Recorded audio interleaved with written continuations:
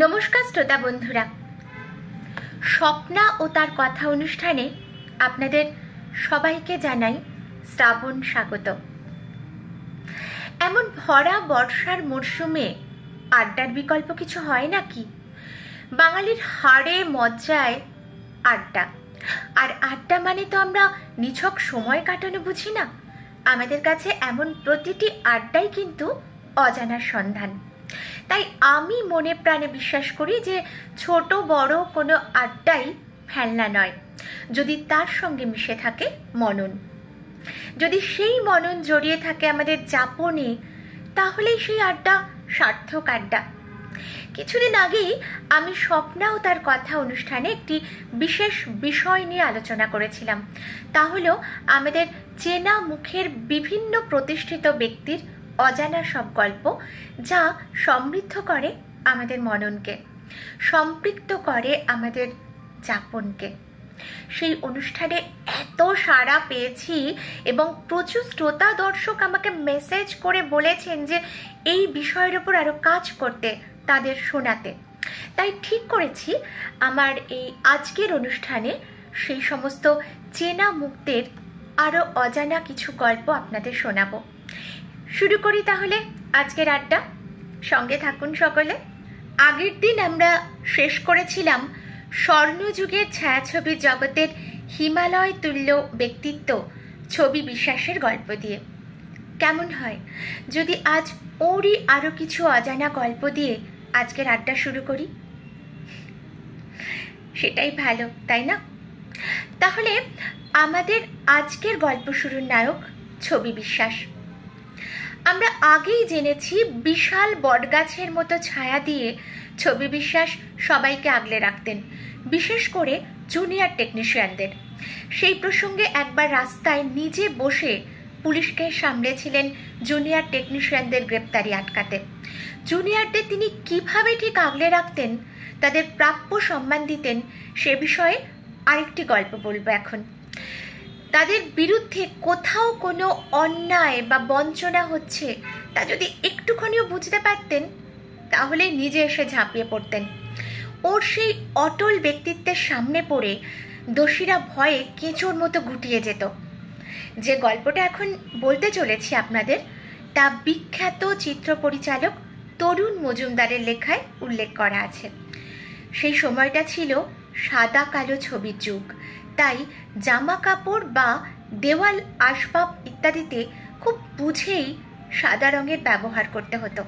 মানে যদি ধবধবে সাদা জামা কাপড় পরে শ্যুট করা হতো, তাহলে ছবিতে তা এত ওভার হয়ে যেত, এত কটকটে দেখাতো যে তার দিকে তাকানোই যেত না। তাই চোখের উপযুক্ত আরামদায়ক সাদা রং দেখাতে গেলে ব্যবহার্য জিনিসের রং ধবধবে সাদা কখনোই রাখা হতো না। তার বদলে হালকা ধূসর বা নীল বা সবুজের কোনো শেড রাখা হতো। তাতে ফাইনাল আউটপুট একটা চোখের সহনীয় মাত্রার সাদা এসে দাঁড়াতো। এবার হয়েছে কি, শুটিং চলছে। ছবি বিশ্বাস এবং আরও শিল্পীরা আছেন। সেই ছবির পরিচালক তরুণ মজুমদার নিজেই। শিল্পীদের মধ্যে সিনিয়র একজন ছিলেন, যিনি অভিনয়ের গুণে একজন খুবই মধ্যমানের শিল্পী ছিলেন, কিন্তু নিজেকে খুব বড় একজন কেউকেটা ভাবতেন। নিজের সিনিয়রদের সামনে চুপচাপ থাকতেন, কিন্তু সমস্ত জুনিয়রদের ওপর প্রচণ্ড চোটপাট করতেন, অত্যন্ত খারাপ ব্যবহার করতেন। বিশেষ করে জুনিয়র টেকনিশিয়ানদের সাথে এমন চড়া মেজাজের ব্যবহার করতেন যা বলার কথাই নয়। তো সেদিনকে সেটে আসতে ছবি বিশ্বাসের একটু দেরি হয়েছে। 3 নম্বর ঘরে সিনিয়র সেই শিল্পী বসে আছেন। ড্রেসার যে ছেলেটি, তার নাম পচা। অত্যন্ত ভদ্র এবং বিনয়ী ছেলে সে। সত্যজিৎ রায় পর্যন্ত তার গুপি গাইন বাঘাবাইন সেটের সমস্ত ড্রেসের দায়িত্ব তাকে দিয়ে নিশ্চিন্তে ছিলেন। অত বড় সেটের সেই ওই রকম রকমারি বিচিত্র জামা কাপড়ের ঝক্কি সে কিন্তু একাই সামলেছে। এদিন জামা কাপড় নিয়ে পচা সেই সিনিয়রের ঘরে ঢুকেছে। এমন সময় বিনা মেঘে যেন বজ্রপাত হলো। উনি প্রচণ্ড চিৎকার করে উঠলেন পচার ওপর, ইডিয়ট, ভেবেছ কি অন্যের ব্যবহার করা জিনিস আমাকে পরাবে? এত বড় স্পর্ধা তোমার? ড্রেসার ছেলেটি অর্থাৎ পচা তাকে আন্তরিকভাবে বোঝাবার চেষ্টা করলো। না দাদা, বিশ্বাস করুন, আর বিশ্বাস করুন। তাকে কথা শেষ করতে না দিয়েই উনি ফের চেঁচিয়ে উঠলেন, ড্যাম ইওর বিশ্বাস! বোকা নাকি আমি? বুঝতে পারি না? ছোট লোক, স্টুপিড, আবার মুখে মুখে তর্ক করছো। এখানেই শেষ নয়। এইভাবে উল্টো পাল্টা গালিগালাজ করতে করতে মেকআপ রুম থেকে বেরিয়ে এসে ড্রেসারের দেওয়া ধুতি আর গেঞ্জিটা রাগের অভিপ্রকাশে এতটাই জোরে ছুঁড়ে ফেললেন যে তা মেকআপ রুমের বারান্দায় পেরিয়ে সোজা শটান গিয়ে পড়ল বাইরের বাগানে গন্ধরাজ গাছের তলায়, আর নিজে গটগট করে ঢুকে গেলেন ঘরের ভেতরে। নিজেকে সামলাতে না পেরে দেওয়ালে মাথা ঠুকে ফুঁপিয়ে কেঁদে উঠল পচা। তার বক্তব্য, সে আর কাজ করবে না ইন্ডাস্ট্রিতে। তরুণবাবু তাকে সামলাতে যাবেন, এমন সময় সেটে ঢুকলেন ছবি বিশ্বাস। পরিস্থিতি দেখে কয়েক সেকেন্ড থমকে থেকে কাছে এসে নরম গলায় জিজ্ঞাসা করলেন যে, কি হয়েছে রে পচা, কি হয়েছে? বাড়ি থেকে কোনো খারাপ খবর? এই বলে যেই না ওর কাঁধে হাতখানা রেখেছেন, সহানুভূতির ছোঁয়া পেয়ে পচা এবার ঝরঝর করে কেঁদেই ফেলল। বাঁধ ভাঙা সেই কান্নার মধ্যে মধ্যেই যা কথা বলা সেটা তিনি বুঝে নিলেন। শুধু বললেন, দাঁড়া। এই দাঁড়া বলা শুনে চমকে উঠলেন তরুণবাবু। তার মনে হলো যেন হঠাৎ একটা অন্য রকম আওয়াজ বেরিয়ে এলো ছবিদার মুখ থেকে। মুহূর্তে যেন ওর চেহারাটা পাল্টে গেল। সোজা হেঁটে গেলেন 3 নম্বর মেকআপ রুমের দিকে। দরজার কাছে গিয়ে চাপা কিন্তু গম্ভীর গলায় ডাকলেন তার নাম ধরে। এমন গম্ভীর ছিল সেই আওয়াজ যে ভূত দেখার মতো চমকে উঠলেন সেই শিল্পী। চেয়ার ছেড়ে তড়াক করে উঠে কাছে গিয়ে ঢোক গিলে বললেন, ছবিদা, আপনি? হ্যাঁ, আমি। তার আগে বলো, গরিব হলেই যে মানুষ মিথ্যাবাদী হবে সে কথা শিখলে কোথায়? না মানে আমি। চপ! এমন ধমকে দিলেন যে আশপাশ কেঁপে উঠল। মনে হলো যেন বাজ পড়ল স্টুডিওতে। সেই বজ্র গম্ভীর আওয়াজ আর সেই উত্তেজিত চেহারা দেখে ইউনিটের সবাই মনে মনে প্রমাদ গুনতে শুরু করলেন। এবার বজ্র কঠিন কণ্ঠে বাইরের গন্ধরাজ গাছটার দিকে তাকিয়ে হাত দেখিয়ে তিনি বললেন, যাও, কুড়িয়ে নিয়ে এসো। নিজের হাতে কুড়োবে আর নিজের হাতে পড়বে। My order. সেই ভদ্রলোক আর দ্বিতীয় কথাটি না বলে মাথা নিচু করে সেই দিকে পা বাড়ালেন। এই ছিলেন আমাদের ছবি বিশ্বাস। এই রকম ওকে নিয়ে আরো অনেক গল্প আছে। আড্ডার অবসরে আবার শোনাবো কোনোদিন।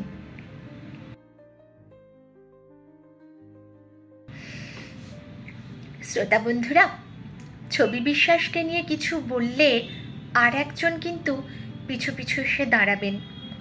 তিনি আর কেউ নয়, ওনার বিশেষ বন্ধু এবং বাংলা সিনেমার অবিশ্বাস্য কৌতুক অভিনেতা শ্রী নৃপতি চট্টোপাধ্যায়।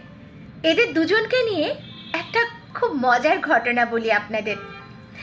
সবসমেত গোটা 92-93টি ছবিতে অভিনয় করেছিলেন নৃপতি চট্টোপাধ্যায়।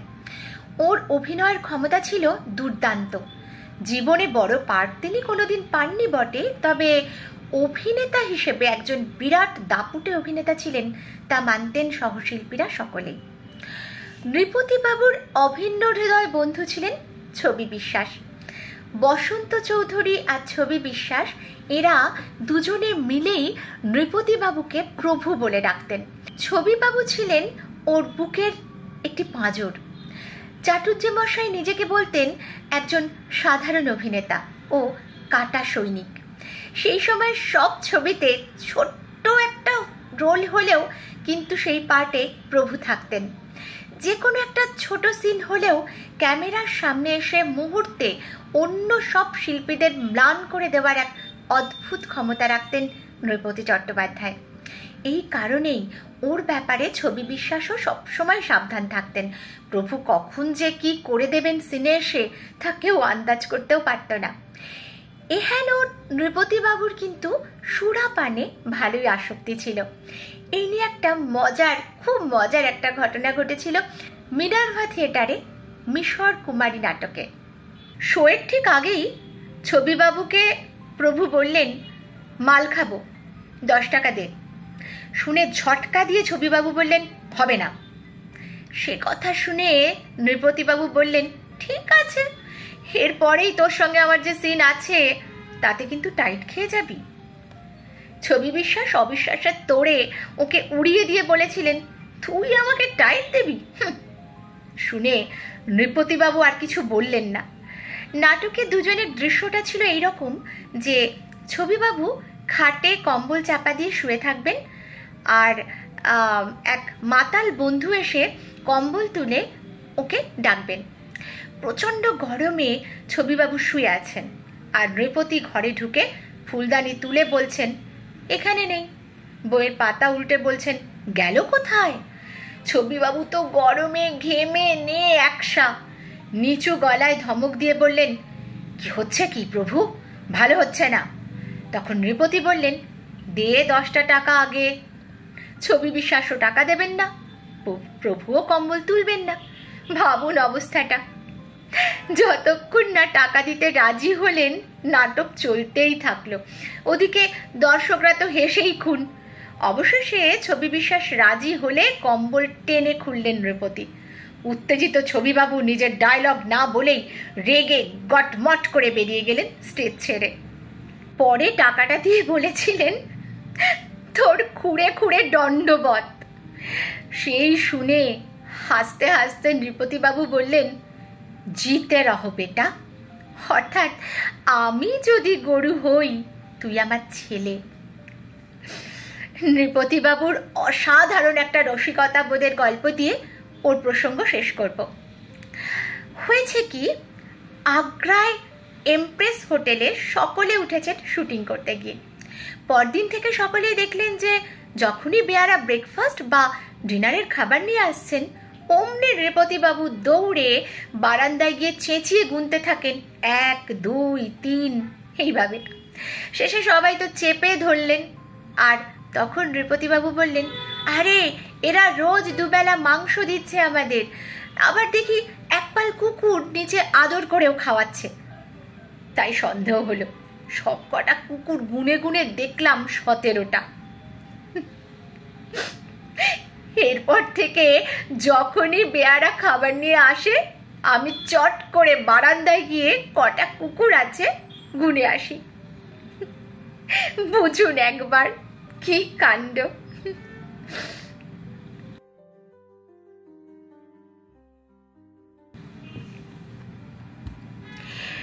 এবার একটু গানের জগতের মানুষদের গল্প শোনাই। অবশ্য গান বললে যার কথা বিশেষভাবে মনে পড়ে তিনি তো সর্বজন শ্রদ্ধেয় হেমন্ত মুখোপাধ্যায়। তাকে নিয়েই বরং দু একটা গল্প বলি এখন, কেমন? এক অদ্ভুত সঙ্গীতময় মানুষ ছিলেন হেমন্ত মুখোপাধ্যায়। জগতের সমস্ত বাধা বিপত্তি পেছনে ফেলে সঙ্গীতে ডুবে যেতেন কি অবলীলায়, তা বিশ্বাস করাও কঠিন। তেমনই একটা গল্প বলি। ঘটনাটা 1972 সালের। স্টুডিওতে রেকর্ডিং করতে গেছেন হেমন্তবাবু। গানের কথা লিখেছেন গৌরী প্রসন্ন মজুমদার আর সুর করেছেন নচিকেতা ঘোষ মহাশয়। মিউজিক, সাউন্ড এই সমস্ত রেডি করে গান শুরু করতে যাবেন, এমন সময় ওই যা হতো সেই সময় লোডশেডিং। ব্যাস হয়ে গেল। একবার পাওয়ার কাট মানেই ঝাড়া 5-6 ঘন্টার কমসে কম। সবাই বসে আছেন, ঘড়ি দেখছেন। হেমন্তবাবু বললেন, তোমরা বসো, আমার একটা জরুরি কাজ আছে, সেরে আসছি। এই বলে বেরিয়ে গেলেন। ঘন্টা 3 বাদে ফিরে এলেন, খুব নর্মাল। এরও খানিক বাদে পাওয়ার এলো। উনিও স্বভাব সিদ্ধ ভঙ্গিতে গান দুটো গেয়ে দিলেন একটাই টেকে। গৌরী প্রসন্নবাবু কথায় কথায় জানতে চাইলেন যে আপনি কোথায় গিয়েছিলেন অমন ঝড়ের বেগে? হেমন্তবাবু হেসে উত্তর দিয়েছিলেন, ও কিছু না, একটা দাঁতে খুব সমস্যা করছে, ডাক্তারবাবু বলেছিলেন না তুললে হবে না, পাশেই বসেন, দেখলাম লোডশেডিং হয়েছে, শুধু শুধু বসে সময় নষ্ট কেন করি, দাঁতটা তুলে আসি বরং। সে কি? শুনে তো সবাই বিস্ময়ে হতবাক। আপনি গাইলেন কি করে কাঁচা দাঁত তুলে? হেমন্তবাবু হেসে বললেন, কেন, খারাপ গেয়েছি নাকি? জানেন বন্ধুরা, গান দুটি কি কি ছিল? আজ থেকে 50 বছরেরও আগে রেকর্ড করা সেই গান দুটি হলো একগোছা রজনীগন্ধা হাতে দিয়ে বললাম, আর যদি জানতে চাও তুমি এ ব্যথা আমার কতটুকু। এইরকমই আরেকটা গল্প শোনাই। অবশ্য এই গল্পের সাথে সিনেমাও জড়িয়ে আছে। সময়টা ধরুন মোটামুটি 1965 শেষ দিকে। পুজোর গানের ব্যস্ততা ছিল সেই সময়ের চরম এক উত্তেজনা ও ব্যস্ততার সময়। সেই ধাক্কাটা কেটে গেলে সবাই মোটামুটি একটা শান্ত মেজাজে সময় কাটাতেন। আমাদের গল্পের পটভূমিকাও সেই শান্ত মেজাজের সময়ের। শীত সবে পড়তে শুরু করেছে। কলকাতার অলিতে গলিতে তখন শীতের আমেজ। আসন্ন একটা সিনেমার গান তৈরি হবে, তাই সকলেই গিয়ে হাজির হয়েছেন প্রখ্যাত মিউজিশিয়ান অমর দত্তের বাড়িতে। একে সবাই সস্নেহে টোপাদা বলে রাখতেন। বৈঠকে উপস্থিত আছেন সিনেমার পরিচালক সলিল সেন, গায়ক হেমন্ত মুখোপাধ্যায়, গীতিকার পুলক বন্দ্যোপাধ্যায় এবং ছবির 2 প্রযোজক গিরিন সিংহ ও প্রসাদ সিংহ। কোমরের যন্ত্রণায় কাতর হয়ে আছেন হেমন্তবাবু, কিন্তু কথা দিয়েছেন বলে মিটিংয়ে হাজির হয়েছেন। আজশো অবস্থায় একটা হারমোনিয়াম নিয়ে এক মনে সুর সাজাচ্ছেন। পাশে বসে খাতায় 2 লাইন লিখলেন পুলকবাবু। লিখে সবাইকে পড়ে শোনালেন। 2 লাইন শুনে সবাই চমৎকৃত। পরিচালক সলিল সেন সব দিক বিবেচনা করে বললেন যে গানের কথা ওর খুব পছন্দ হয়েছে, কিন্তু যেহেতু হেমন্তবাবুর শারীরিক অসুস্থতা এমন একটা কষ্টকর অবস্থায় রয়েছে, তাই এখনই তাড়াহুড়ো করার কোনো দরকার নেই। ধীরে সুস্থে সুর করে গান দাঁড় করালেই হবে, হাতে তো কিছুটা সময় আছেই। কথাবার্তা শেষ করে সবাই যে যার মতন উঠে চলে গেলেন। পুলকবাবু থাকতেন হাওড়ায়, ট্রেন ধরে যাবেন, তিনিও উঠতে গেলেন।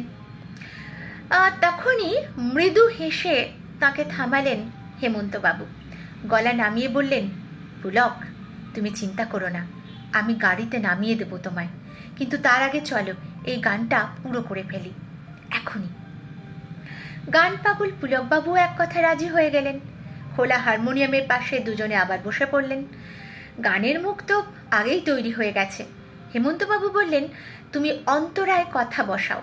হেমন্তবাবু সুরের পর সুর বসিয়ে একটা মালা গাঁথছেন, আর তাতে কথার ফুল জুড়ে জুড়ে রূপ দিচ্ছেন পুলকবাবু। সে এক অদ্ভুত সৃষ্টির উন্মাদনা। এভাবেই অসুস্থ শরীরে আজশো অবস্থায় সৃষ্টি হয়েছিল বাঙালির একটি অতি প্রিয় গান সেই দিনই। কি গান?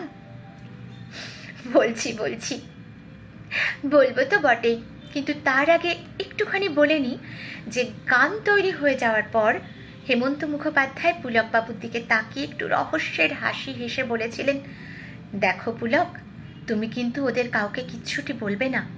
ওরা যদি জানে যে ওরা চলে যাওয়ার পরই আমরা গানটা বানিয়ে ফেলেছি, তাহলে ওরা খুঁত ধরতে বসবে। সলিল সেন বলেছেন যে পরে গান দিতে, তাই পরেই দেব। এই কথা শুনে পুলকবাবু খুব হেসে উঠলেন। দার্শনিকের মতো একটু গম্ভীর মুখ করে হেমন্তবাবু বলেছিলেন, আরে সব ভালো কাজ এত ভেবে চিনতে হয় না, পৃথিবীর কত চমৎকার আবিষ্কার হঠাৎ করেই তো হয়েছে।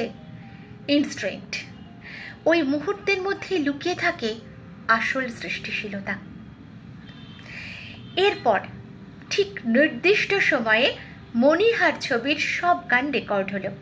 সিনেমা মুক্তি পেল 1966 সালের 4 ফেব্রুয়ারি মিনার, বিজলি ও ছবিঘর প্রেক্ষাগৃহে। অভিনয়ে ছিলেন সৌমিত্র চট্টোপাধ্যায়, বিশ্বজিৎ চট্টোপাধ্যায়, সন্ধ্যা রায়, পাহাড়ি সান্যাল, পদ্মা দেবী প্রভৃতি এক ঝাঁক নক্ষত্র। ওহো, বলিনি তো এখনো যে গানটা কোন গান ছিল। লতা মঙ্গেশকর ও হেমন্ত মুখোপাধ্যায়ের যুগ্ম কণ্ঠের সেই অমর গানটি হল নিঝুম সন্ধ্যায় পান্থ পাখিরা বুঝিবা পথ ভুলে যায়।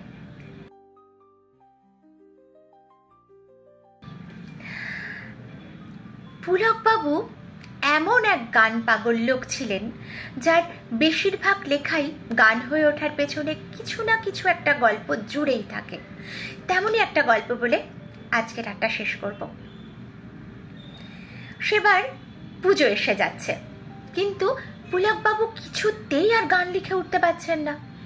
একদিন তিনি ভাইরা ভাইয়ের বাড়ি যাচ্ছেন, সাথে আছেন মান্না দে। লোকেশনে পৌঁছতেই হলো একটা বিপত্তি, বাড়ি আর চিনতে পাচ্ছেন না। মান্না দেকে গাড়িতে বসিয়ে তিনি একটা বাড়িতে খোঁজ করতে গেলেন বটে, কিন্তু ফিরে এলেন একমুখ হাসি নিয়ে। তাকে হাসতে হাসতে ফিরে আসতে দেখে মান্না দে ভাবলেন, যাক, বাড়ি পাওয়া গেল। কিন্তু তা তো নয়, তিনি এসে বললেন যে আর চিন্তা নেই, হয়ে গেছে।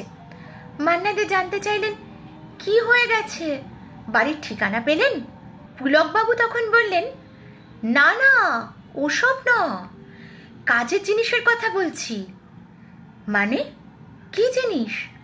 তখন পুলকবাবু বললেন যে পুজোর গান তিনি পেয়ে গেছেন, গান লেখাও হয়ে গেছে। মান্না দে তো হতবাক হয়ে বললেন, আমি তো এখান থেকে দেখলাম আপনি বাড়িটাতে গিয়ে বেল বাজালেন, একজন মহিলার সাথে কি কথা বলে ফিরেও চলে আসলেন, এর মধ্যে গানটা লিখলেন কখন? এবারে পুলক বন্দ্যোপাধ্যায় হেসে বললেন যে ওই ভদ্রমহিলা দরজা খুলেছিলেন, তিনি এক অপরূপা সুন্দরী। দরজা খুলে হেসে বললেন যে ওটা ওর ফুল বাড়ি। আমি তো মুগ্ধ হয়ে গেলাম ওকে দেখে, আরে আমি তো মানুষ। আর তখনই মাথায় এসে গেল গানের মুখরা, ও কেন এত সুন্দরী হলো। এভাবেই তৈরি হয়েছিল এই বিখ্যাত গানটা। সুর করেছিলেন রবীন চট্টোপাধ্যায় আর গেয়েছিলেন মান্না দে সেই বছরের পুজোতেই। তবে এটা বলতে পারবো না যে ওই ভদ্রমহিলা গানের পিছনের এই কাহিনীটা শেষ অবধি জানতে পেরেছিলেন কিনা। আজ তাহলে এই পর্যন্তই। আশা করি আপনাদের ভালো লেগেছে চেনা মুখ অজানা গল্পের দ্বিতীয় পর্ব। যদি সুযোগ হয় নিশ্চয়ই এমন পর্ব আরও কিছু উপস্থাপনা করব আপনাদের জন্য। সবাই ভালো থাকুন, আবার দেখা হবে সামনের শুক্রবার। ও হ্যাঁ, আমার এই কাজটিকে লাইক ও শেয়ার করে দিতে কিন্তু ভুলবেন না। সবার মধ্যে ছড়িয়ে দিন স্বপ্না ও তার কথা অনুষ্ঠানের লিংক। সাবস্ক্রাইব করে নেবেন কিন্তু মনে করে, মানে যারা সাবস্ক্রাইব করেননি। অজস্র ধন্যবাদ জানাই সবাইকে এভাবে আমার পাশে থাকার জন্য, আমার সঙ্গে থাকার জন্য। নমস্কার, আজকের মতো আসছি।